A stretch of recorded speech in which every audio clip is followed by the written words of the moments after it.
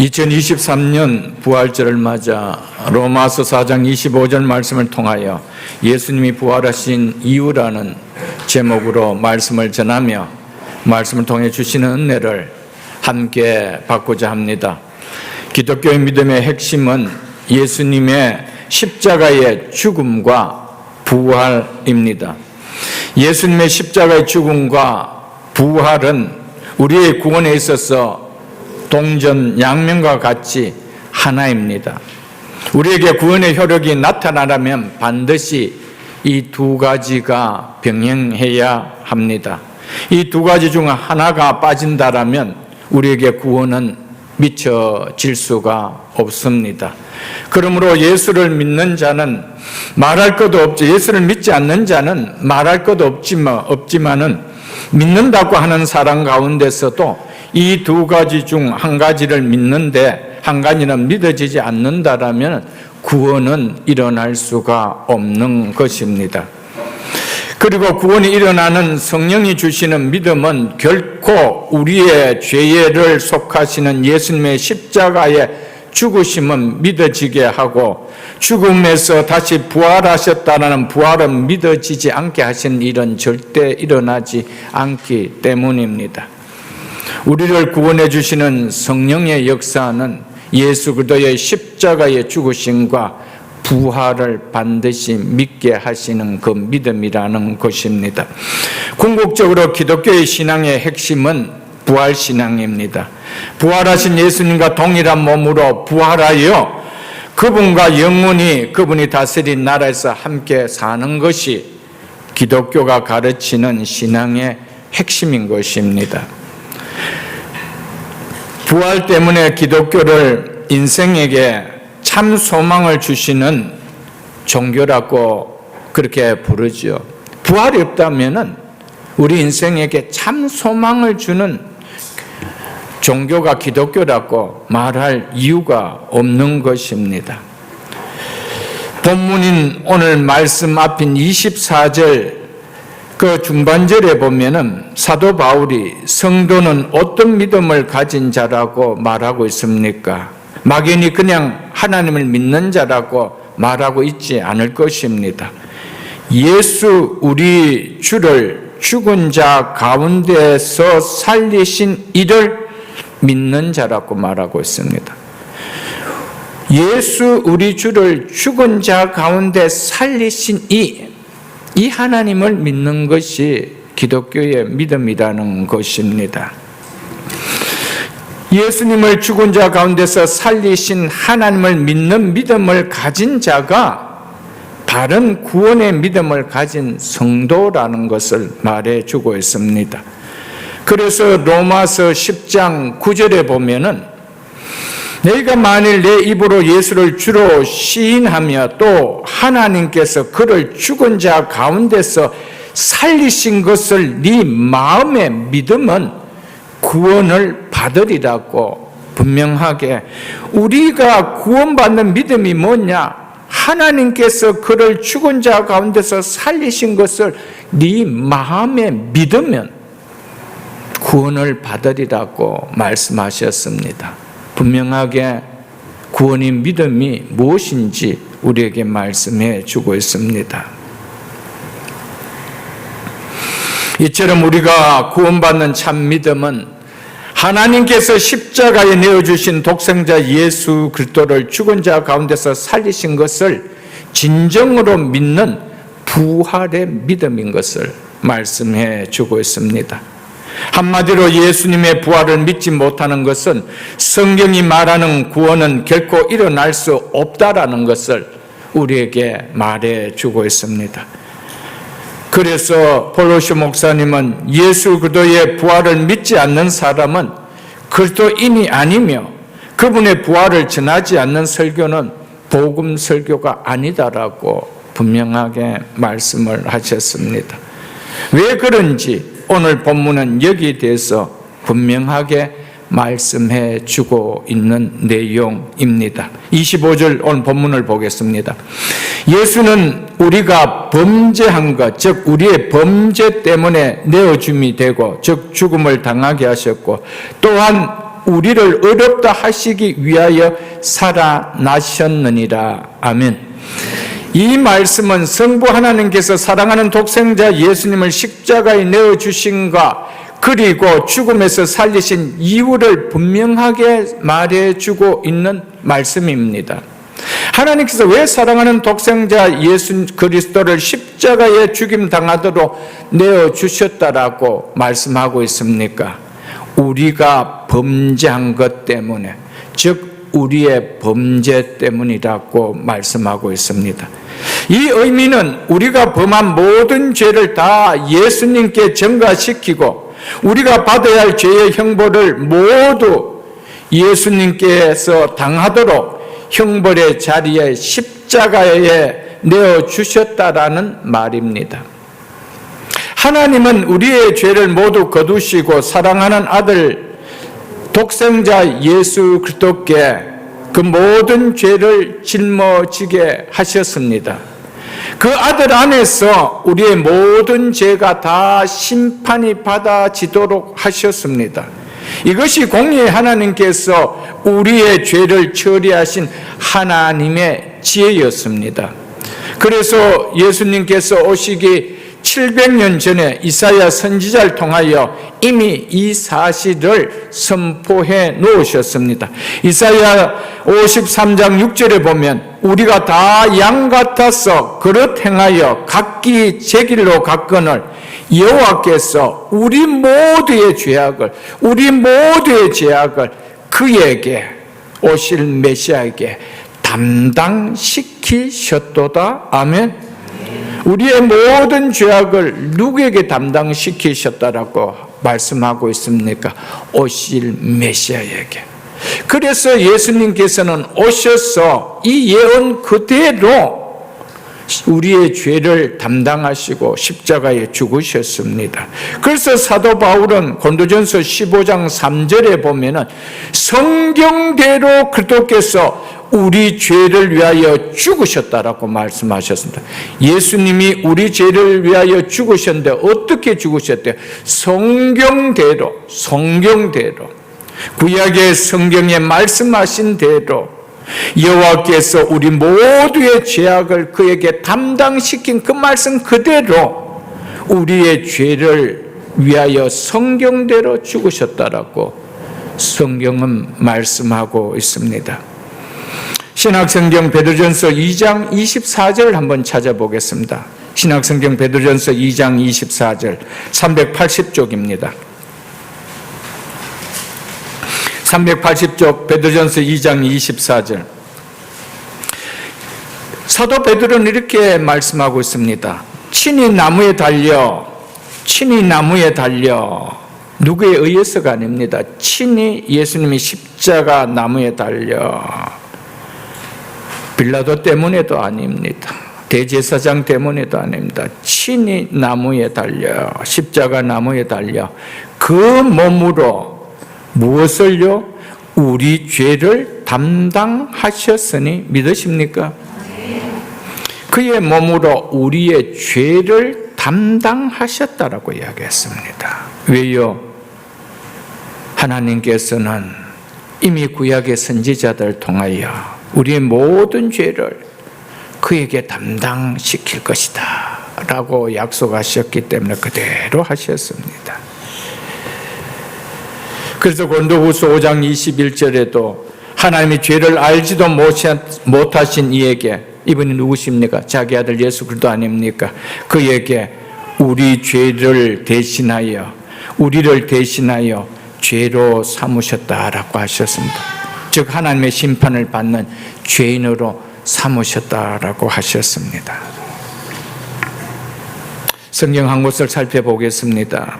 신약성경 로마서 3장을 보겠습니다. 본문 앞인 3장 23절로 25절에 바울은 이렇게 기록하고 있습니다. 로마서 3장 23절로 25절입니다. 모든 사람이 죄를 범하였으며 하나님의 영광에 이르지 못하였더니 이것이 죄를 범한 인간과 하나님 사이에 나타난 결과의 모습이 이 모습이다라고 하고 있습니다. 하나님의 영광에 이르지 못했다는 것은 결국 어디에 이르렀다는 겁니까? 멸망에 이르렀다는 이 말입니다. 모든 사람이 죄를 범하였음에 멸망에 이르렀더니 근데 어떻게 되었대요? 그래도 예수 안에 있는 성령으로 말미암아 하나님의 은혜로 값없이 어렵다 하심을 얻은 자 되었느니라. 아멘.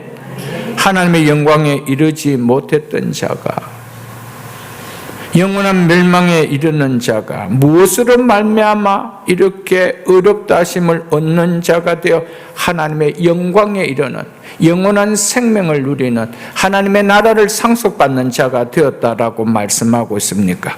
그래도 예수 안에 있는 성령으로 말미암아 자신의 생명으로 우리의 죄값을 지불한 예수 그리스도의 성령으로 말미암아 되었다라고 하죠. 이것을 뭐라고 부릅니까? 하나님의 은혜로라고 말하고 있습니다. 이것이 하나님의 은혜라는 것입니다. 그래서 보십시오. 25절에 이 예수를 하나님이 그의 피로써, 이것이 우리를 위해 지불하신 예수 그리스도의 성령입니다. 그 피로써 믿음으로 말미암아 화목 제물을 세우셨으니, 누가 그렇게 예수 그리스도를 우리의 속량으로 내어줄 수 있도록 화목 제물로 세우셨다고 합니다. 하나님이 세우셨으니 그렇게 말씀하고 있습니다. 그래서 우리의 죄값을 남김없이 다 지불하신 예수 그리스도의 속량을 가리켜서 하나님의 은혜라, 성경은 그렇게 말씀하고 있는 것입니다. 죄인인 우리가 어떻게 해서 어렵다 하심을 얻게 되었다라고 성경은 말씀하고 있죠. 십자가에서 우리의 죄값을 완전하게 다 지불해 주신 예수 그리스도의 속량 때문이라고 성경은 클리어하게 우리에게 말씀해 주고 있습니다. 왜냐하면 예수님의 십자가의 죽으심으로 우리에게 임할 죄의 형벌이 완전히 치루어졌기 때문이었습니다. 그렇게 해서 더 이상 우리에게 치룰 죄의 형벌이, 죄값이 없기에 우리를 의롭다 해 주셨다는 사실입니다. 그런데 오늘 본문에서는 바울이 또한 우리를 어렵다 하시기 위하여 살아나셨느니라 라며 마치 우리가 어렵담을 받는 것이 예수님의 부활 때문인 것처럼 말씀하고 있습니다. 3장에서는 죄인인 우리가 그리스도 예수 안에 있는, 즉 예수 그리스도께서 성취하신 성령으로 말미암아 어렵다 하심을 얻은 자가 되었다라고 말씀했는데, 오늘 본문에서는 예수님의 부활로 말미암아 우리가 어렵다함을 얻게 된 것처럼 말씀하고 있다는 것입니다. 그렇다면 또한 예수는 우리를 어렵다 하시기 위하여 살아나셨느니라는 이 말씀은 어떤 의미로 바울이 그렇게 했을까요? 상반되게 바울이 여기서는 이렇게 말하고 여기서는 저렇게 말했을까요? 성령이 그렇게 일치되지 않게 성령이 그렇게 말씀을 기록하게 하셨을까요? 그렇지 않다는 것입니다. 예수님께서 죽으신 이유는 우리의 죄를 대신 지셨기 때문에 죽으셨습니다.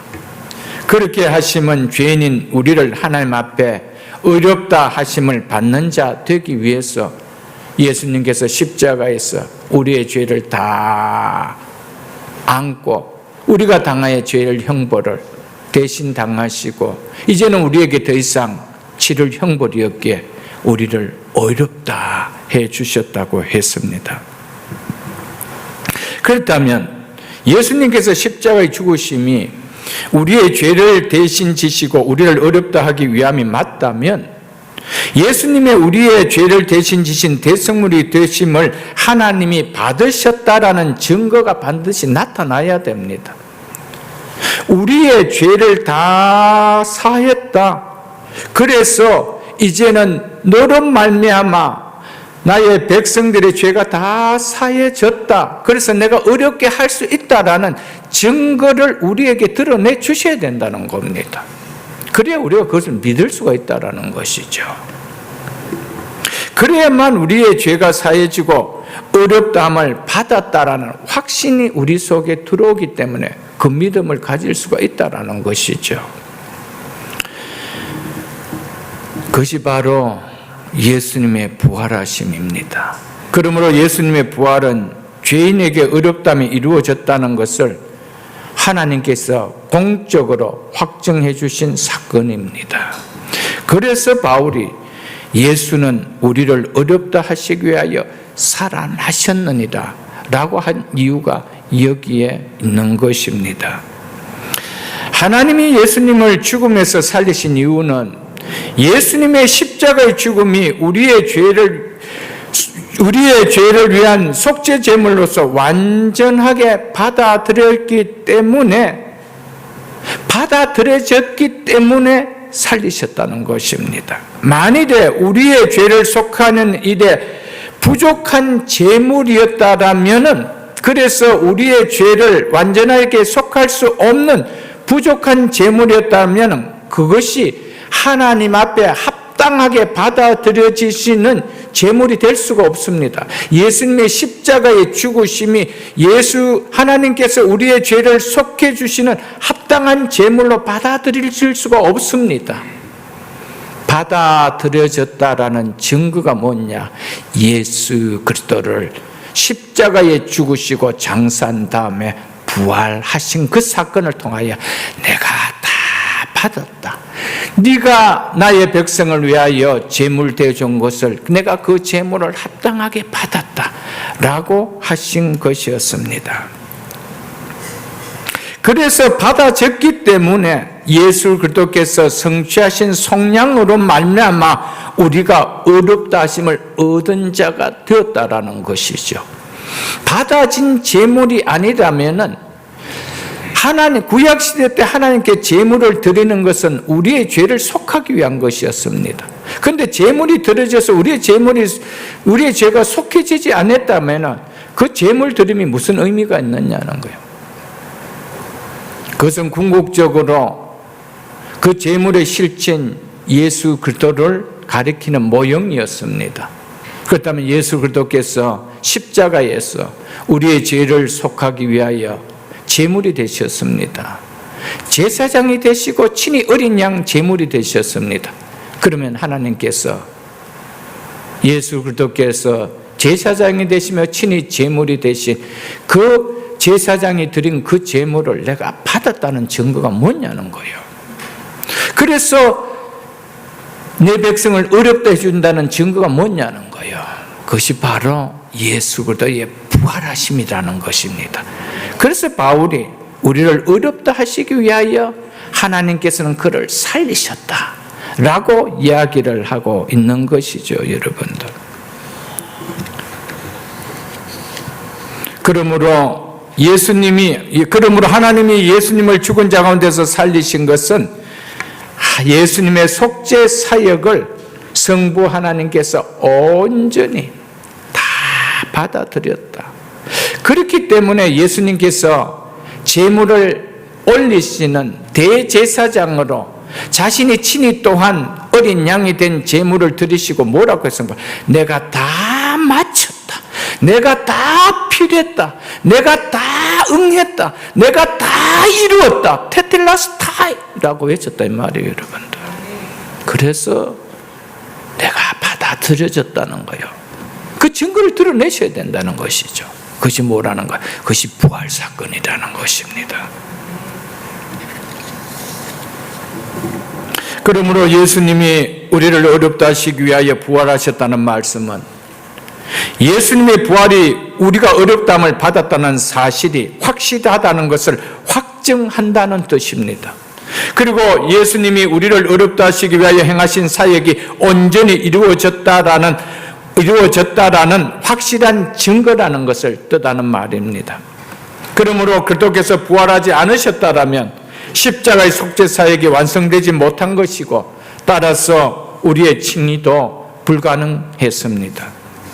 그래서 신학자 토마스 술라이너는 예수님이 우리를 어렵다 하시기 위하여 살아나셨다라고 말하는 것은 예수님의 부활이 우리의 칭의가 확실하다는 것을 입증하고 확증한다는 것이다.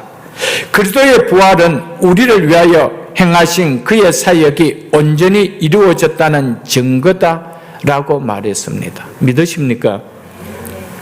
예수님이 부활하지 않으셨다면 예수님의 십자가의 속죄 사역이 완성되지 못했습니다.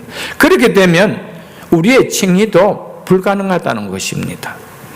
하나님이 예수님을 죽은 자 가운데 살리신 이유는 예수님이 신성을 지닌 메시아이기 때문이며 또한 예수님의 죽음이 사역을 완성했기 때문이라는 것입니다. 만일 예수님께서 죽으심으로 속죄의 사역이 완성되지 않았다면 그분은 그대로 죽음에 머물러 있어야 됩니다. 완성되었기 때문에 그 증거로 하나님이 그 예수를 살리셨다라고 성경은 분명하게 말하고 있습니다. 우리는 누구를 믿는 자라고요?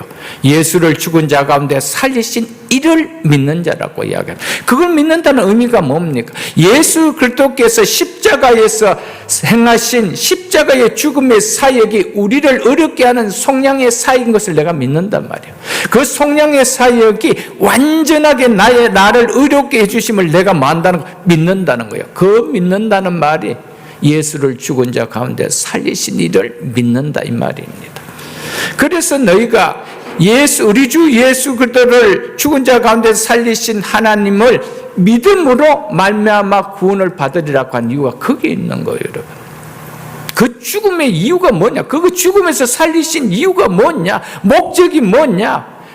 그 하나님께서 예수 그리스도를 살려주신 그 부활로 살려주신 그 이유와 목적이 뭐냐? 십자가에서 행하신 사역이 온전하게 올려진 사역이다 이 말이에요. 이걸 내가 믿는다 이 말이에요, 여러분. 그렇기 때문에 예수님의 부활을 믿으면서도 우리의 죄가 사해져서 우리의 몸도 예수 그리스도와 동일하게 부활된다는 걸 믿지 못한다는 것은 그 구원의 믿음이 될 수가 없다라는 말이거든요. 왜요?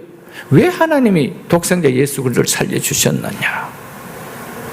이것은 너희를 위하여 속죄 제물이 대신 죄를 속하기 위한 그 속량의 값이 하나도 남김없이 온전하게 만족시킬 수 있도록 다 지불되었다. 그걸 증거를 나타낸다는 거예요. 그렇기 때문에 우리의 모든 죄가 과거, 현재, 미래의 모든 죄까지 예수 그리스도의 십자가의 사역으로 다 사해주심을 믿는 것이 바로 예수 그리스도의 부활을 믿는다 이 말이요. 믿으십니까, 여러분들? 그 말이 오늘 우리를 어렵다 하시기 위하여 살리셨느니라 라는 그 말씀입니다. 하나님께서 사랑하는 아들의 대속 제물을 받으셨다는 공적인 선포가 예수님을 죽음에서 살리신 것이다.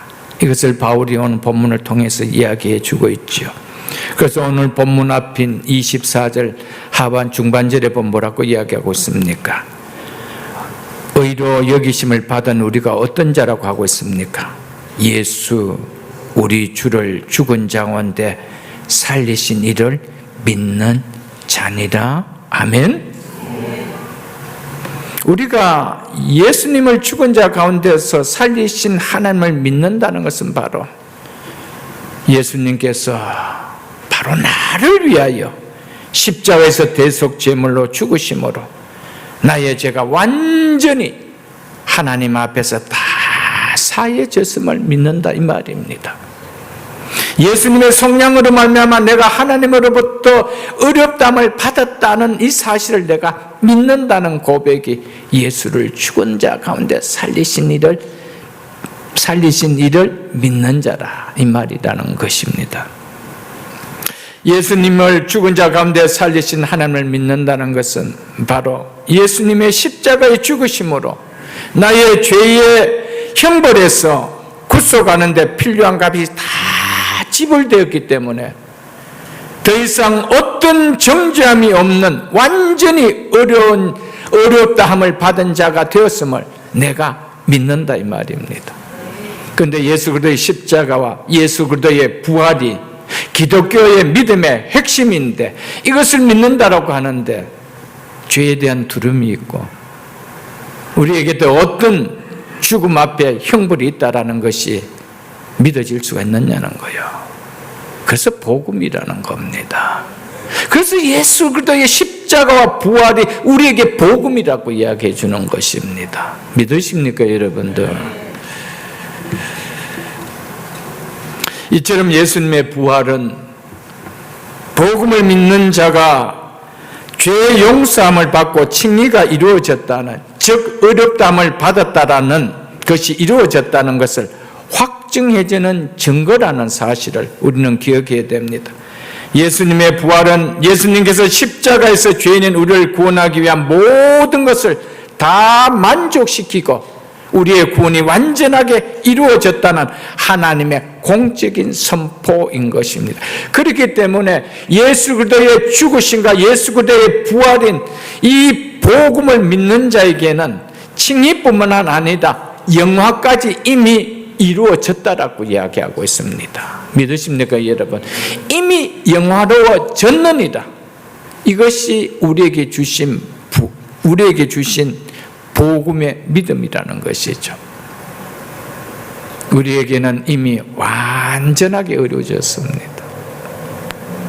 그래서 우리에게는 더 이상 죄를 속할 재물이 더 이상 없다라고 이야기했습니다. 그것은 예수 그리스도의 단 한 번의 제사로 우리 하나님께서는 우리의 모든 죄에 대한 값을 지불하는 것을 다 만족했다는 겁니다. 그 결과로 내가 그 제물을 받았다라는 결과로 예수 그리스도를 부활시켜 주신 분이 하나님이셨습니다. 그것을 우리에게 오늘 본문을 통하여 말씀해 주고 있는 것입니다. 그래서 폴 워셔 목사님은 부활은 그도의 속죄 사역을 믿음으로 말미암아 받아들일 때 하나님 앞에서 어렵다 하심을 받을 수 있다는 것을 확실하게 보증하는 증표다라고 말했습니다. 예수님의 부활이 없었다면 우리의 칭의는 불가능합니다. 일어날 수가 없습니다. 하나님께서 우리를 어렵다 해 줄 수가 없는 것입니다. 예수 그리스도 안에 있는 속량으로 말미암아 하나님의 은혜로 값없이 우리를 어렵다 해 주셨습니다. 그런데 어렵다 해 주신다는 것을 무엇으로 증거해 주느냐? 그 제물이 받아졌다는 사인을 해야 되는 거예요. 그 증거를 드러내야 되는 거예요. 하나님께서 제물을 받으신 하나님께서 그것이 뭐라는 겁니까? 그 아들을 내가 살리는 것이다. 이것을 말씀해 주고 있는 것입니다.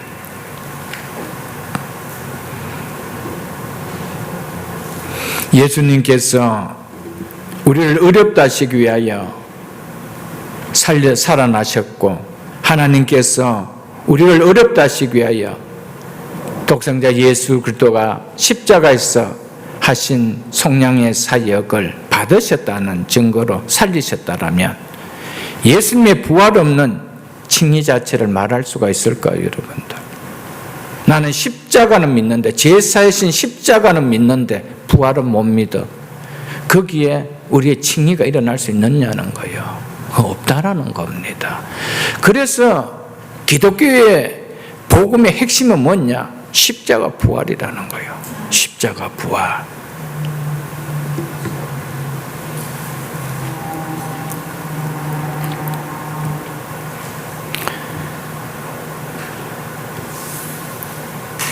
그래서 로마서 8장 1절에 보면은 이렇게 바울이 말하고 있습니다.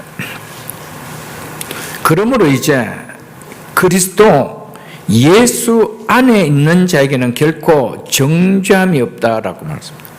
결코 우리에게 죄의 값을 물을 것이 더 이상 없다는 겁니다. 누구 안에 있는 자에게, 그도 예수 안에 있는 자에게나. 이처럼 우리가 어렵게 되는 것은 그리스도와의 연합에서 일어납니다. 그래서 그리스도 안에 있다라는 것이죠. 그런데 예수 그리스도가 여전히 죽음의 권세 아래에 있다라면 그분과 연합한 것에 우리에게 더 이상 정죄함이 없다라고 말할 수 있을까요? 거기에 생명의 역사가 일어날 수 있을까요? 여전히 죽음의 권세 아래에 있는, 죽음 아래에 있는 예수 그리스도와 연합을 했는데 거기에 생명의 역사가 일어날 수 있을까요? 아니옵시다. 똑같이 죽음의 역사밖에 일어나지 않습니다. 어렵다라 하시는 것은 우리에게 영원한 생명을 주시는 겁니다. 그런데 그 영원한 생명이 예수 그리스도 안에서 주어지는데 죽은 예수 그리스도 안에 들어가서 우리가 무슨 생명을 누릴 수가 있느냐는 거예요. 우리가 무슨 어렵담을 받을 수 있느냐는 거예요. 하나님은 산자의 하나님인데 죽은 자의 하나님이 아닌데 죽은 우리를 어렵다 해주시고 죽은 우리와 연합할 수 있느냐는 거예요. 없다라는 것입니다. 오직 살아있는 그리스도와 연합할 때 영원한 생명의 효력을 얻는 어렵담을 받는 역사가 일어납니다. 그래서 오직 살아계신 예수님만이 우리를 하나님께로 인도할 수 있는 의가 될 수 있다는 것이죠. 어느 누구도 무엇으로도 하나님 앞에 어렵담을 받을 수는 의가 될 수가 없는 것입니다. 살아있는 자만이. 그래서 예수님께서 우리의 죄값을 지불하시기 위하여 당신의 생명을 우리의 죽음의 형벌을 예수님이 당신이 다 당하셨습니다. 그 값을 다 지불하셨습니다. 지불하고 우리의 죄값이 사해졌다는 증거를 통하여 예수 그리스도를 부활시켜 주시고 그분 안에 우리가 들어감으로 말미암아 살아있는 생명이 나의 생명이 될 수 있도록 영원한 생명을 주신 것이요. 그래서 예수님은 참 하나님이시요 영생이라고 말씀하신 이유가 거기 있는 거예요. 예수님이 십자가의 죽으심으로 죽음의 권세 아래서 지금도 여전히 예수님의 무덤을 자랑한다라면은 거기 무슨 생명이 있고 그것이 무슨 복음이 될 수 있느냐는 거예요. 그래서 예수님의 무덤은 빈 무덤인 거예요. 그것이 기쁨의 소식입니다. 예수님의 무덤이 빈 무덤이라는 것은 장차 우리의 무덤도 빈 무덤이 된다는 것을 우리에게 보여주는 사건입니다. 믿으십니까 여러분? 이것이 부활입니다.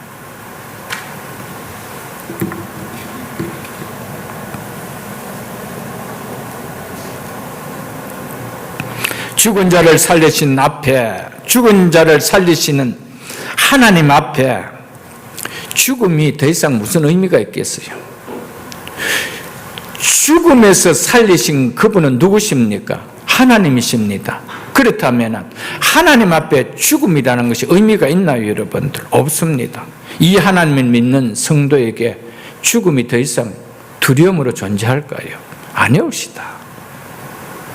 사랑하는 성도 여러분, 하나님은 죽은 자를 살리신 분입니다.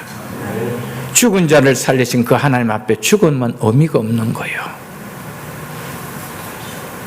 여러분, 그런 우리가, 그 하나님을 믿는 우리가 죽음에서 부활시켜 주신 그 하나님을, 그 죽음을 무의미하게 만드는 그 하나님을 믿는 우리가 죽음을 두려워할 수 있을 거예요. 그건 성도가 아니에요, 여러분들. 그건 예수 믿는 것이 아니에요. 예수 믿음으로 이 땅에 뭔가 잘 되기 위한 기복적인 신앙이지. 예수님 우리에게 이 땅에 기복을 주시기 위한 거 아니에요, 여러분. 우리의 인생의 도시락 문제를 해결해 주려고 오신 분이 아니란 말이에요, 여러분들. 영원한 생명을 주시기 위하여 오신 분인 것을 잊지 마십시오, 여러분들.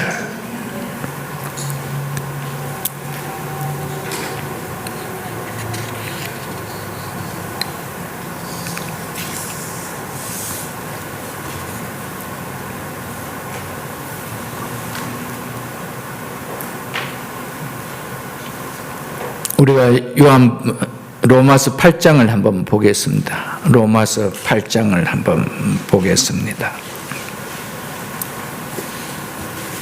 로마서 5장을 먼저 보고 8장을 보고 로마서 5장 17절로 18절을 보겠습니다. 로마서 5장 17절로 18절입니다. 한 사람의 범죄로 말미암아 사망이 그 한 사람을 통하여 왕노로 하였은즉 더욱 은혜와 의의 선물을 넘치게 받은 자들은 한 분 예수 그리스도를 통하여 생명 안에서 왕노로 타느니라. 이 사실 믿습니까? 그런데 예수 그리스도께서 십자가에 죽으심으로 끝나버렸다면 생명 안에서 왕노로 탈 수가 있습니까? 우리도 예수님은 우리의 죄를 안고 우리와 함께 죽으심으로 끝나버렸습니다. 그런데 우리와 함께 죽으시고 또한 우리와 함께 살아나셨다라고 말씀하고 있습니다. 그래서 그분과 연합을 통하여 생명 안에서 왕노릇하게 된다는 것이죠. 18절 그런즉 한 범죄로 많은 사람이 정죄에 이른 같이 아담 한 사람을 이야기하죠. 한 의로운 행위로 말미암아가 같이 한 의로운 행위로 말미암아 많은 사람이 이 한 행위로 말미암아 많은 사람을 어렵다 하신 이분이 누구십니까? 예수 그리스도시죠. 그분을 말미암아 어렵다 하심을 받아 어디에 이르느니라? 생명을 이르느니라. 그분도 생명에 이를 수 없이 죽음으로서 끝났다라면 우리를 어떻게 생명으로 이끌어 줄 수가 있습니까? 없습니다. 절대 없습니다. 죽음의 권세 아래서 사망당하신 분이 우리를 어렵다 하실 수 있는 의를 절대 주실 수가 없습니다. 그로 인해서 우리에게 생명 줄 수 있나요? 당신 자신도 죽음에 갇힌 자가 어떻게 우리에게 생명을 줄 수 있느냐요? 없는 것이죠. 오직 살아계신 그분만이 우리를 어렵다 하실 수 있고 우리의 하나님 의가 되실 수가 있고 그래서 우리에게 생명을 주실 수가 있다 이 말입니다. 8장도 한번 보겠습니다. 로마서 8장 33절로 34절입니다. 로마서 8장 33절로 34절 말씀입니다. 누가 능히 하나님께서 택하신 자들을 고발하시오 의롭다 하시는 이는 하나님이시니 어렵다 하시는 이는 누구시라고요? 하나님이시오. 어떻게 어렵다고 하십니까? 합당한 재물을 받아들였을 때 합당한 값을 지불했을 때 어렵다 해줄 수 있다는 거예요. 그래서 우리를 어렵다 하시는 하나님이시니 그래서 누가 정죄하려 죽으실 뿐 아니라 다시 살아나신 이는 그리스도 예수시니 그래서 우리를 어렵다 해줄 수 있단 말이에요. 그분이 죽으심으로 끝나지 아니하고 다시 살아나셨기 때문에 그래서 다시 살아나신 이는 예수 그리스도시니 그래서 우리를 어렵다 해줄 수 있다는 거예요. 이게 복음의 진리입니다, 여러분들. 예수 그리스도가 다시 살아나지 못하고 여전히 죽음의 권세에 있었다면 결코 하나님 우리를 어렵다 하실 수 없다라는 말이 이 말씀입니다, 여러분들. 어렵다 하신 이는 하나님이시니 그래서 누가 우리를 정죄하려 어렵다 했는데 누가 우리에게 여전히 죄가 있다라고 해서 죄값을 치러야 할 죄가 있다라고 해서 정죄할 자가 누가 있대요? 없대요. 그 이유가 뭐래요? 죽으실 뿐 아니라 다시 살아나신 이는 그리스도 예수시기 때문에 이분이 증명해 주지 않느냐라고 성경은 말씀하고 있다 이 말씀이죠. 그래서 켈빈은 자기가 쓴 기독교 강요 16장 2권 16장 13번에 보면은 칭의와 거듭남의 관점에서 부활의 의미를 이렇게 설명해 놓았습니다. 그리스도의 죽음으로 죄가 제거되었고 그의 부활하심으로 말미암아 의가 소생하고 회복되었다. 그리스도께서 죽음에 굴복해 버리셨다면 어떻게 그의 죽음이 우리를 죽음에서 해방시킬 수 있겠는가? 그가 그 싸움에서 지셨다면 그가 어떻게 우리를 위해서 승리를 얻으실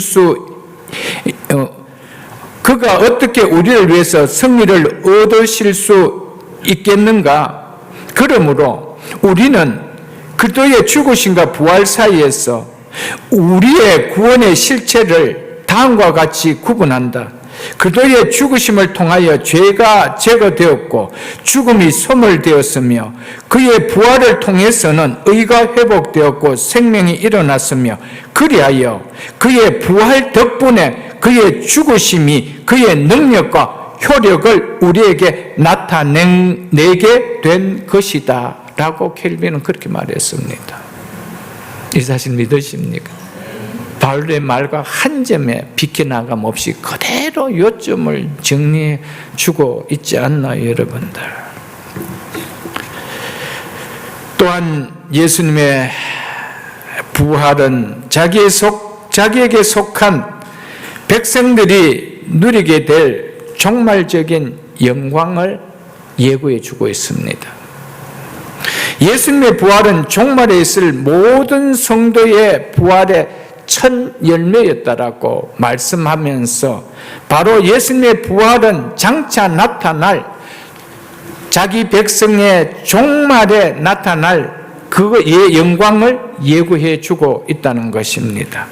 골로새서 1장 18절에 보면 사도 바울은 이렇게 말씀하고 있습니다. 그는 예수 그리스도는 몸인 교회의 머리시라. 그가 근본이시요 죽은 자들 가운데서 먼저 나신 이시다라고 말하고 있습니다. 예수님이 어떤 분이신다고요? 죽은 자들 가운데서 먼저 나신 이다. 죽은 자들 가운데서 부활하신 분이다. 나신 분이다. 이렇게만 정리하고 있지 않습니다. 죽은 자들 가운데서 먼저 나신 이시다라고 하고 있습니다. 이 말은 뭡니까? 먼저 났다라면 후의 날짜도 있다라는 거예요. 후의 날짜들은 후에 다시 살아날 자들에 앞서서 그분이 먼저 첫 열매로 나셨다, 부활하셨다, 사셨다 그렇게 이야기하셨다는 것입니다. 이것은 예수님의 부활은 그의 몸에 모든 자들의 부활을 말해주고 있습니다. 그래서 그는 몸인 교회의 머리시여라고 한 것입니다. 우리는 머리 대신 그분의 몸의 지체입니다. 머리가 부활했는데 몸은 부활하지 않을까요? 그런 일은 없습니다. 그래서 죽은 자들 가운데 먼저 나신 분이 바로 예수 그리스도다. 나중에 나실 분이 누구다는 거예요? 나중에 부활할 분이 누구라는 거예요? 그의 몸에 연합된 우리라는 것이죠. 고린도전서 15장을 한번 보겠습니다. 고린도전서 15장 50절로 57절입니다. 284쪽입니다. 신약성경 284쪽. 고린도전서 15장 50절로 57절입니다. 형제들아, 내가 이것을 말하노니, 바울이 이렇게 지금 믿음의 형제들에게 말합니다. 혈과 육은 하나님의 나라를 이어받을 수 없고 또 썩는 것은 썩지 아니할 것을 유업으로 받지 못하나니. 그래서 썩어질 이 육신의 몸을 가지고는 헤븐에 들어갈 수가 없는 거예요. 그래서 영혼만 우리가 이 땅에서 완전하게 어려워졌습니다. 그래서 영혼은 죽으면 헤븐에 가고 육은 땅에 묻었습니다. 그래서 이거 썩어지는 이 몸 가지고는 받을 수가 없대요. 그래서 이 다음에 썩지 아니할 영광스러운 몸으로 다시 부활해서 하나님의 나라에 간 우리 완전한 영혼과 컴바인 하는 거예요. 그것이 언제 일어난다고요? 예수 그리스도의 재림 때라는 그 이야기를 지금 하고 있습니다. 51절 보겠습니다. 보라, 내가 너희에게 비밀을 말하노니 우리가 다 잠잘 것이 아니에요. 마지막 나팔의 순식간에 혼련이 다 변화되리니 나팔 소리가 나며 죽은 자들이 썩지 아니할 것으로 다시 살아나고 죽은 자들이 어떤 몸으로요? 썩지 아니할 몸으로 다시 살아나고 우리도, 여기서 우리라는 것은 아직 살아있는 자들을 이야기합니다. 육신의 몸이 살아있는 자도 우리도 썩지 않을 몸으로 변화된 그 몸같이 우리도 말이라 그런 거 변화되리다. 53절에 이 썩을 것이 반드시 썩지 않을 것을 잊겠고, 믿으십니까? 이 썩을 몸이 반드시 썩지 아니할 몸을 잊겠고, 이게 복음입니다. 이게 진리입니다. 이게 하나님의 말씀입니다. 신실하신 하나님의 말씀이 썩을 몸이 반드시 썩지 아니할 몸을 입겠다고 말씀합니다. 이 죽을 몸이 죽지 아니함을 입으리라. 이 썩을 몸이 썩지 아니함을 입고 이 죽을 몸이 죽지 아니함을 입을 때에는 사망을 삼키고 이기리라고 기록된 말씀이 이루어지리라. 아멘. 하나님의 말씀은 예언의 말씀입니다. 그래서 모든 말씀은 다 이루어집니다. 한 말씀도 없이 다 이루어집니다. 마지막 이루어지는 말씀이 바로 이 말씀입니다. 사망을 삼키고 이기리라. 사망을 삼키고 이기리라. 이 땅에 어떤 인생도 죽음 앞에 사망이 다 삼킴을 당했습니다. 그래서 다 무덤에 갇힌 거예요. 그런데 마지막 생명이 사망을 삼키는 역사가 일어난대요. 그래서 성경을 응하게 한대요. 이 날이 언제라고요? 예수 그리스도의 재림 때라는 겁니다. 그때에 우리는 이렇게 외친대요. 55절에 사망아 너의 승리가 어디 있느냐? 사망아 네 쏘는 것이, 네 쏘는 독침이, 죽음의 독침이 어디 있느냐? 사망이 쏘는 것은 죄의 권능은 율법이라. 즉 죄를 드러내는 힘은 율법이라. 이렇게 이야기하고 있습니다. 그러면서 57절에 우리 주 예수 그리스도로 말미암아, 누구로 말미암아요? 부활의 첫 열매를 되시는, 죽음에서 살아나신 부활의 첫 열매 되신 예수 그리스도로 말미암아 우리에게 사망에게 승리를 안겨다 주신 하나님께 감사하다라고 이야기합니다. 믿으십니까? 우리는 마지막 사망을 삼키고 이기는 사망의 승리자가 되어집니다. 누가 그렇게 해주신대요? 하나님이. 누구를 그렇게 하신 것처럼, 당신의 독생자를 그렇게 하신 것처럼 그에게 연합된, 그에게 속한 우리에게도 동일하게 그렇게 해주신대요. 이게 복음인 겁니다. 부활하신 예수님을 우리가 찬송할 수 있는 이유가 어디에 있나요? 이 이유 때문이죠. 만일 예수님의 그 육체가 무덤에 그대로 머물러 있었다면 여전히 우리의 죄의 속박에서 벗어날 수가 없었습니다. 우리가 주님을 정복한 일은 바로 예수 그리스도의 부활 때문이라는 사실입니다. 그러므로 성도는 죽음에 대한 태도가 달라져야 돼요. 죽음을 대하는 태도가 달라지는 것이 예수 그리스도의 십자가와 부활, 즉 예수 그리스도의 복음을 믿는 성도의 자세라는 것이죠. 성도에게는 죽음에 대한 변화의 태도, 죽음의 성격에 어떤 변화가 있기 때문에 죽음에 대한 변화가 일어나는 것이 아닙니다. 죽음의 성격이 바뀌어졌기 때문에 아닙니다. 죽음을 대하는 태도가 우리에게 변화가 일어났기 때문입니다. 그래서 성도는 죽음 앞에 대하는 태도가 확연하게 달라지는 겁니다. 예수님께서 죽음에 대하여 행하신 일과 또 예수님께서 마지막 날에 행하실 일에 대한 소망이 우리에게 생기는 그 믿음이 우리에게 있기 때문에 예수님께서, 하나님께서 죽은 자 가운데서 예수 그리스도를 부활하셨고 그 부활을 통하여 우리에게 주신 역사들이 있다는 것이죠. 우리를 의롭게 해주시고 영원한 생명을 주셨다는 것이고, 그리고 마지막 예수님께서 재림하실 때 행하실 일이 뭐라는 겁니까? 우리의 썩을 몸도 썩지 않을 몸을 반드시 잊겠다는 이 사실을 우리가 믿는 믿음 때문에 죽음을 대하는 태도가 다르다 이 말이에요. 그렇기 때문에 우리가 예수 그리스도의 십자가를 믿고 부활을 믿음으로 말미암아 예수 그리스도를 믿는다라고 말하는데, 죽음 앞에서 두려워한다는 것은 도대체 무슨 예수를 믿었다는 거예요? 내가 예수 그리스도의 죽으심과 부활을 통하여 내 죄가 완전히 사해지시고 그러므로 말미암아 내가 의로워지고 예수 그리스도의 생명이 나에 함께하도록으로 말미암아 살아있는 예수 그리스도와 연합되었다는 것을 우리가 믿는 거 아니에요? 그것이 안 믿어지는데 어떻게? 도대체 어떤 예수를 믿는다는 거예요?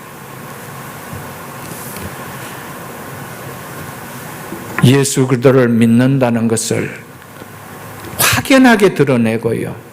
예수 그리스도를 믿음이 참 기쁨이었고요. 이것만치 복됨이 없다라고 드러내는 그 시간이 언제냐? 임종의 시간 앞입니다. 이거는 세상 사람과 판이하게 다른 겁니다. 그때 가장 영광스러운 시간이고요. 가장 정말 내가 예수 믿은 것이 축복이고 은혜라고 하는 것. 언제 내가 예수 믿은 것을 가장 복되게 여기고 그렇게 신나는 날이 언제일까요? 임종 앞입니다. 왜요? 사망을 삼키는 생명이 내 속에 있기 때문에. 아멘. 죽음에 대한 변화가 우리가 어떻게 생길 수가 있었습니까? 부활하신 예수님과 같이 우리도 부활한다는 소망이 있기 때문에 아닐까요? 그 사실이 이미 우리 속에 일어났겠다는 것을 믿기 때문에 아닐까요? 그리고 사망의 독침인 죄가 우리에게 있어서 완전히 다 빠져나갔다는 것을, 그래서 더 이상 사망은 이 쏘는 것이 어디 있느냐라고 담대하게 외칠 수 있기 때문에 죽음에 대한 태도가 달라지는 것이 아닐까요, 여러분들?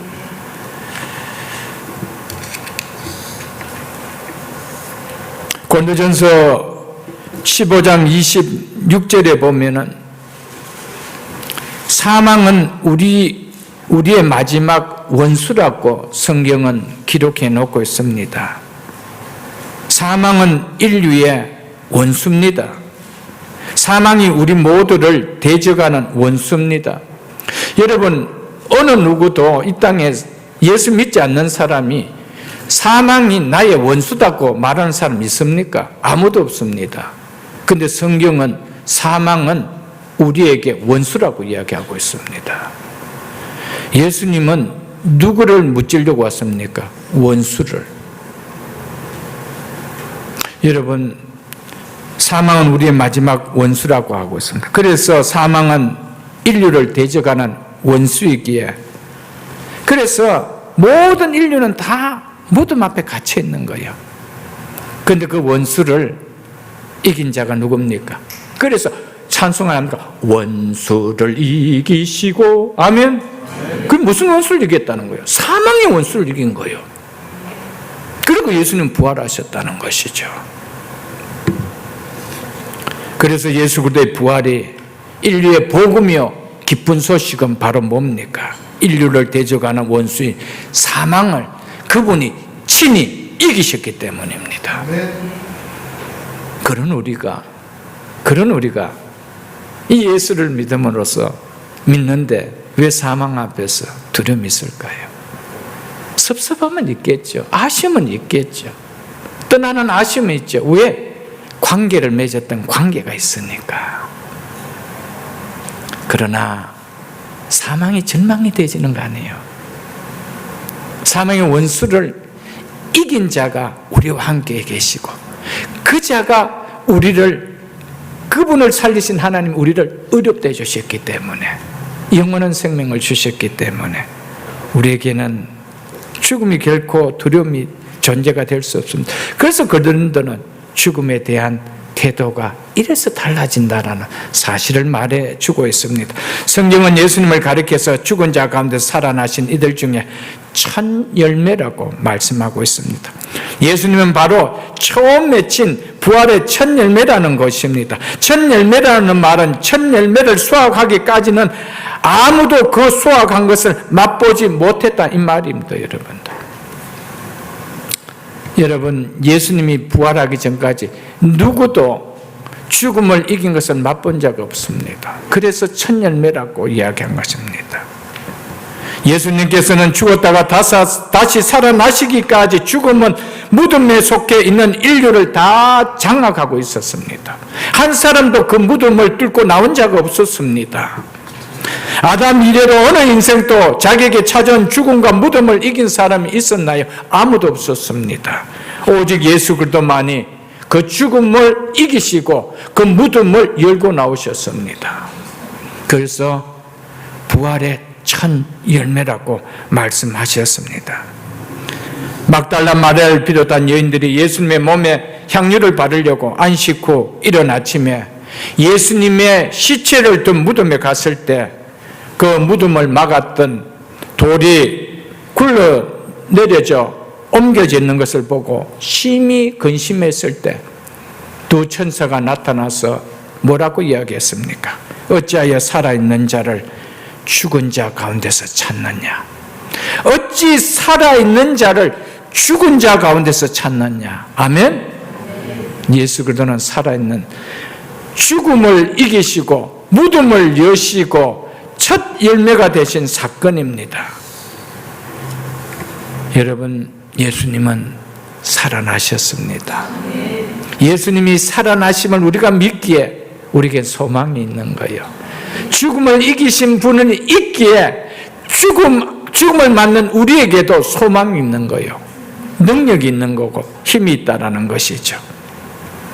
예수님은 어찌하여 살아있는 자를 죽은 자 가운데서 찾느냐는 말씀처럼 여기에 계시지 않고 살아있다라고 말씀하신 것처럼 예수님은 죽음에서 부활하셨을 때 무덤을 퇴폐시켜 버렸습니다. 무덤 속에 있는 모든 인류를 장악하고 있는 사망의 원수 자체를 이겨버렸습니다. 그래서 그와 연합된 자에게는 더 이상 사망이 없는 것이죠. 내가 곧 길이요 내가 곧 부활이요 생명이니 나를 믿는 자는 죽어도 살겠고, 예수님이 그렇게 말씀하신 이유가 여기 있는 것입니다. 사도행전 2장 24절을 보겠습니다. 사도행전 2장 24절 189쪽입니다. 189쪽. 사도행전 2장 24절입니다. 하나님께서 예수를 사망의 고통에서 풀어 살리셨으니 이는 왜 살리셨대요? 왜냐하면 그가 사망에 매여 있을 수 없습니다. 즉 사망이 그를 붙들어 놓을 수 없기 때문이다. 이렇게 말씀하고 있습니다. 하나님께서는 예수님을 사망의 고통에서 풀어놔 살려주셨습니다. 왜요? 그분은 사망에 매여 있을 수 있는 분이 아니기 때문입니다. 그렇다면 그분과 연합된 여러분과 저는 사망이 붙들어 맬 수 있는 자입니까? 사망이 우리를 구속할 수 있는 자입니까? 무덤이 우리를 가둘 수 있는 자입니까? 없습니다, 여러분. 이게 복음이요, 여러분들. 그래서 예수님은 죽음에 매여 있을 수 없어서 죽음을 이기시고 무덤을 여시고 부활하신 것이었습니다. 그 결과 예수 그리스도 안에 있는 우리도, 그와 연합된 우리도, 부활하신 그분과 연합된 우리도 죽음에 매일 수가 없다라는 것입니다.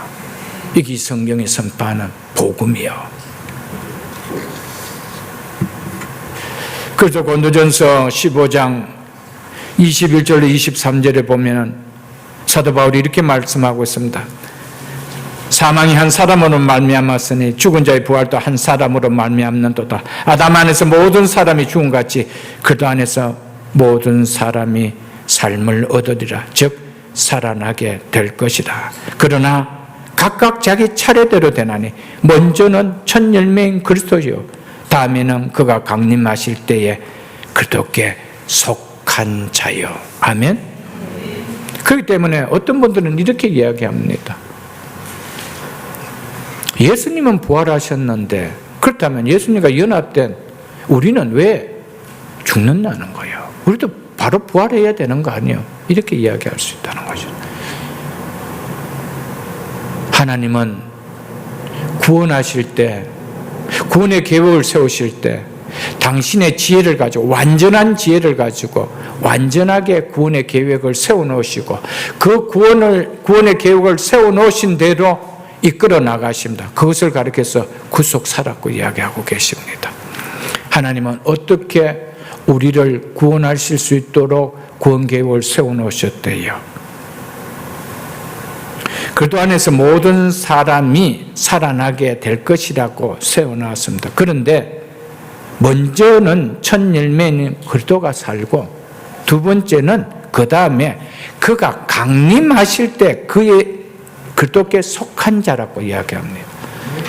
이 구속의 순서를 우리가 뒤집을 수가 없는 거예요. 그러니까 우리가 언제 산다라고 이야기합니까? 그리스도께 속한 자는 언제 예수 그리스도와 같이 부활한대요? 그분이 강림하실 때, 재림하실 때. 그게 구속의 완성이 언제라는 겁니까? 예수 그리스도의 재림인 것을 우리에게 말해주고 있는 것입니다, 여러분. 그렇기 때문에 그리스도 안에 있는 자는, 그리스도께 속한 성도는 죽음에 매여 있을 수가 없습니다. 그래서 성도를 가리켜서 잔다라고 표현한 거죠. 언젠간 깬다는 것이죠, 여러분들. 그래서 로마서, 우리 본문 뒤에 있는 로마서 6장을 한번 보겠습니다. 로마서 6장 8절을 보겠습니다. 로마서 6장 8절에 보면은 이렇게 말씀하고 있습니다. 만일 우리가 그리스도와 함께 죽었으면 성경은 분명하게 우리가 누구와 함께 죽었다라고 이야기하고 그리스도와 함께 죽었대요. 그리스도와 함께 죽었으면 또한 그와 함께 살 줄을 믿노니. 아멘. 이는 그리스도께서 죽은 자 가운데 살아나셨으며 다시 죽지 아니하시고 사망이 다시 그를 주장하지 못할 줄 알미로다. 여러분, 그리스도께서 죽은 자 가운데 부활하셨기 때문에 이제 다시 죽지 않고 사망이 다시 그를 주장할 수 있대요, 없대요? 없다는 거예요. 그런데 다시 사망이 주장할 수 없는 이분과 함께 우리도 맞대요. 살아난 줄 믿으라는 거예요. 믿습니까, 여러분들? 그러면서 10절에 이렇게 얘기합니다. 그가 죽으시면 죄에 대하여 단번에 죽으시며 그가 살아계시면 하나님께 대하여 살아계십니다. 다시는 죽지 않고 사망이 다시 주장하지 못하는 그 부활의 생명을 가리켜서 하나님께 대하여 살아계신 것이라고 말하고 있습니다. 그러면서 11절에 이와 같이 너희도 예수 그리스도께서 죽은 자 가운데 다시 살아나서 다시 죽지 않고 사망이 다시 그를 주장하지 못하여 그가 살아계시면 하나님께 대하여 살아계신과 같이 이와 같이 너희도 죄에 대하여는 죽은 자요. 누구 안에서는요? 그리스도 안에서는 다시 사망이 주장할 수 없는 그분 안에서 하나님께 대하여 무슨 있는 자로? 살아있는 자로 여길지어다. 아멘. 살아있는 자로 여길지어다. 이게 그리스도인들이 갖는 구원입니다. 우리는 이미 살아있는 자요. 그래서 나를 믿는 자는 죽어도 살겠고 이것을 네가 믿느냐? 이것을 네가 믿느냐?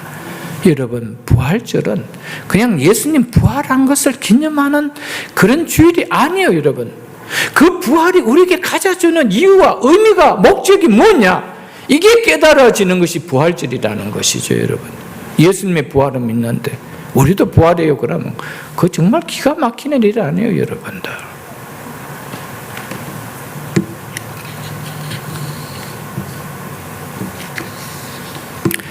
그래서 바울은 이와 같이 너희도 그리스도 예수 안에서 하나님께 대하여 살아있는 자로 여길지어다. 여러분과 저는 예수 그리스도 안에 속한 자입니까? 예수 그리스도 안에 있는 자입니까? 예수 그리스도를 말미암아 부활의 생명을 가지신 그분 안에 있는 자입니까? 그렇다면 여러분과 저도 하나님 앞에 살아있는 자입니다. 그래서 바울이 뭐라고 이야기, 고린도전서 15장 57절에서 우리 주 예수 그리스도로 말미암아 우리에게 사망의 이김을 주신 하나님께 감사하노라 라고 고백했던 것이었습니다. 로마서 14장도 한번 보겠습니다. 로마서 14장 9절에 보면 이렇게 말씀하고 있습니다. 로마서 14장 9절에 로마서 14장 9절입니다.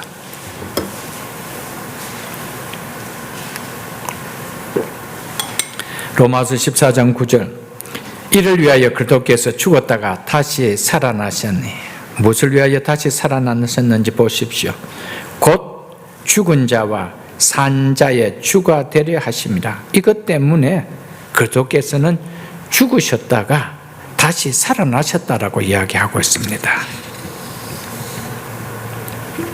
죽은 자와 산 자의 주가 되시려고, 주인이 되시려고 그리스도께서 죽었다가 다시 살아났다라고 성경은 분명하게 말씀하고 있습니다. 그리스도께서는 산자뿐만 아니라 죽은 자의 주가 되시기 때문에 죽음이 결코 우리를 다스리는 주가 될 수 없다라는 겁니다. 누구만이 우리의 주가 되십니까? 그리스도만이 주가 되십니다. 죽음이 우리에게 주가 되지 못합니다. 그렇기 때문에 그 앞에서 우리가 왜 떠느냐는 거예요. 죽음은 우리의 종입니다. 왜? 우리의 주는 산자와 죽은 자의 주가 되시는 예수 그리스도시기 때문에 그와 연합된 우리가 왜 죽음의 종이 되어야 되느냐는 거예요. 그래서 예수 그리스도가 왜 다시 살아나셨느냐? 죽은 자와 산 자의 추가되시기 위하여. 아멘. 그런 우리가, 이분을 주로 섬기는 우리가 죽음이 추가되가 그 죽음 앞에 뜬다라는 것이 얼마나 부끄럽고 얼마나 거지없는 그런 믿음이에요, 여러분들.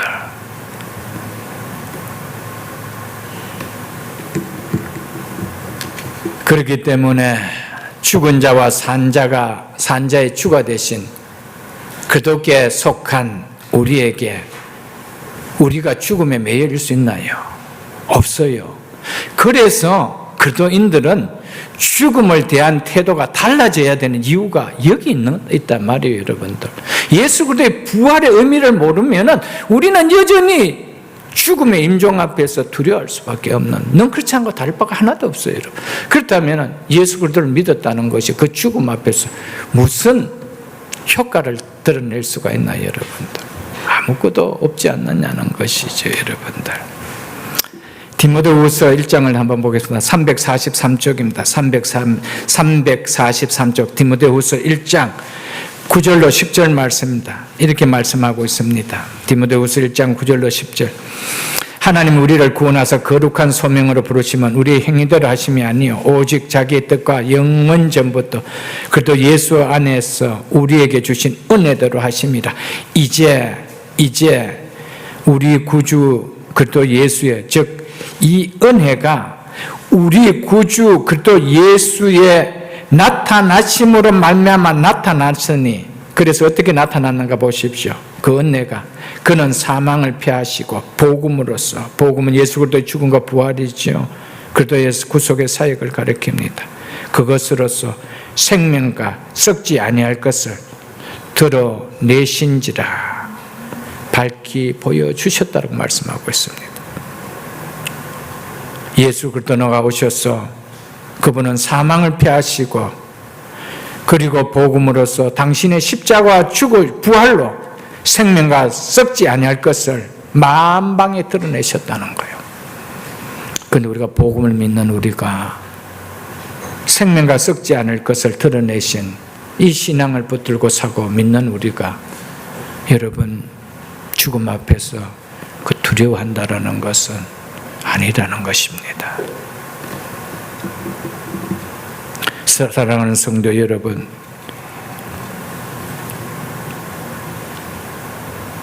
우리 주님은 자신의 죽음과 부활하심으로 말미암아 우리를 위하여 사망을 패하시고 썩지 않으실 생명을 우리에게 값없이 주셨습니다. 십자가에 죽으시고 부활하신 예수님을 믿는 우리는 예수님께서 죽음에 대하여 행하신 일과 그리고 마지막 우리에게 동일하게 행하실 일을 믿기에, 그러므로 이에 대한 소망으로 인하여 우리는 죽음에 대한 자세가 확연하게 달라져야 됩니다. 이게 그리스도인입니다. 죽음에 대한 자세가 완전하게 새로진 모습이어야 죽음을 이기시고 부활하신 예수 그리스도를 믿는 참 믿음을 가진 그리스도인이라는 것이죠.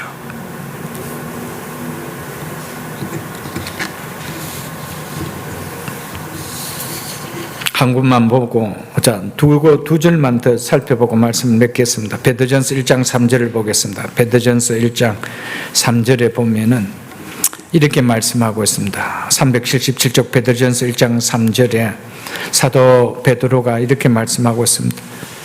베드전서 1장 3절입니다. 우리 주 예수 그리스도 아버지 하나님께 찬송하리로다. 왜 하나님 아버지께 찬송하는지 보십시오. 그의 많은 긍휼대로 예수 그리스도를 죽은 자 가운데 부활하게 하심으로 그 부활하게 하심으로 말미암아 우리에게 어떤 혜택이 주어졌기 때문에 감사한다는 거예요. 그것이 어떤 혜택입니까?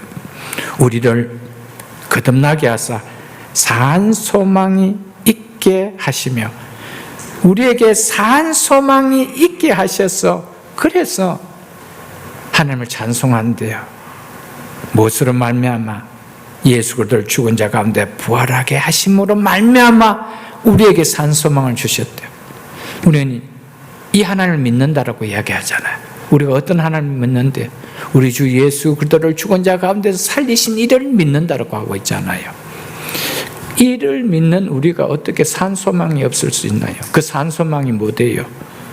4절에 썩지 않고 더럽지 않고 쇠하지 아니하는 유업을 있게 하시나니 곧 누구를 위하여? 나를 위하여 하늘에 간직하신 것이라. 아멘.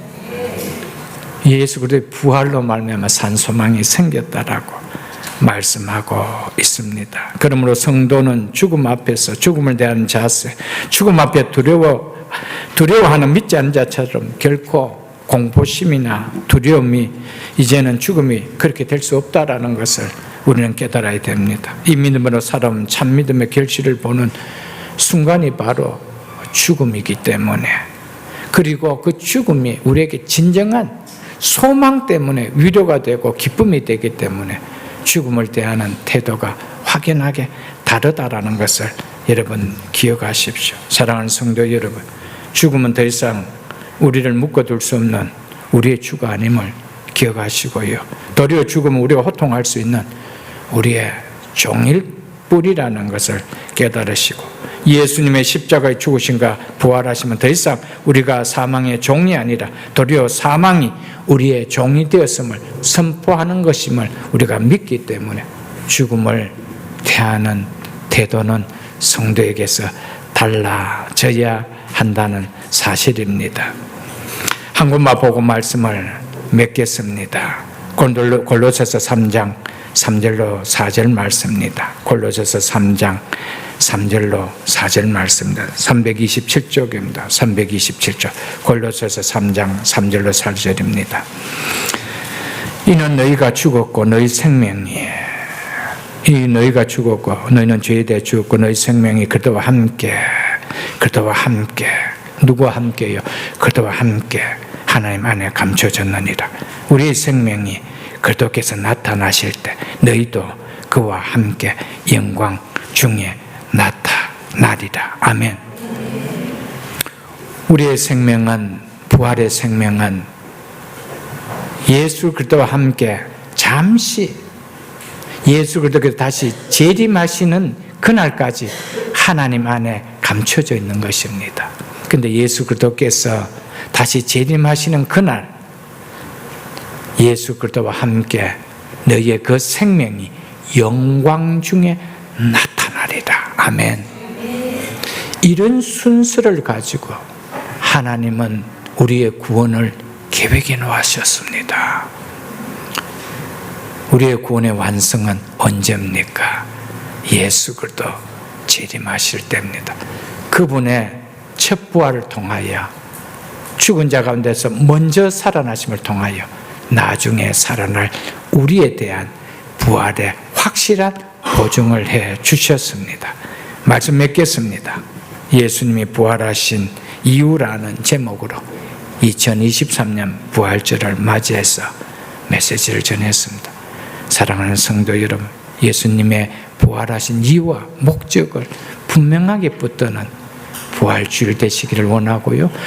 그 신앙을 붙드는 우리의 남은 생애의 신앙이 될 수 있기를 오늘 부활절 메시지를 통하여 가슴 깊이 누릴 수 있는 우리 모두가 다 될 수 있기를 주님의 이름으로 축복합니다.